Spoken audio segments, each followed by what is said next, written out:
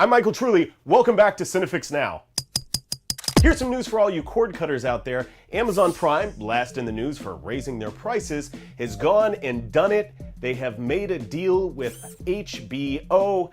Amazon Prime is going to be the only place that you can watch HBO's original shows streaming online that's not already tied to HBO, like HBO Go. This will begin May 21st, but there are some caveats. The first caveat, no True Detective. Well, that's a bummer. Second caveat, no Game of Thrones. What? Third caveat, some of the shows have selected seasons, so shows like Boardwalk Empire or True Blood, I guess that's still on the air.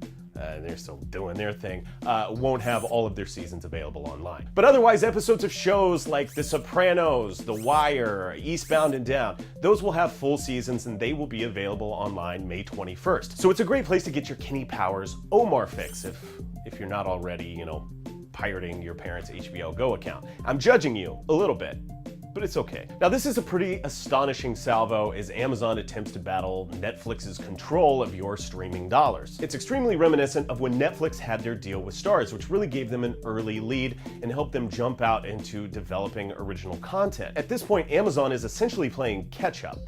Because none of their original series have gone on to generate any of the attention or any of the views or subscriptions that Netflix has had. Netflix has won Emmys at this point and has a ton of nominations. Meanwhile, Amazon essentially has two shows that are sort of toiling in obscurity. The only company that this deal doesn't really make sense for, in my opinion, is HBO. They already have HBO Go and tons of people are using it, even more than people are actually paying for it. I mean, we crashed it with the season 4 premiere of Game of Thrones, guys, so we're obviously doing something right. Now, the only way this does make sense for HBO is if they're using it to license some of their older programs that, while excellent, are probably generating less interest. In which case, they've essentially sold a lot of products to Amazon that people aren't really watching anymore. So Amazon might want to get their money back. Let us know what you think in the comments below. Is this the first step in getting an a la carte cable system? I mean, that would be great because I don't watch Lifetime and I'm tired of paying for a channel where like every guy that's on it is somehow a rapist who hits his wife. I don't watch it. I've just been told that's what.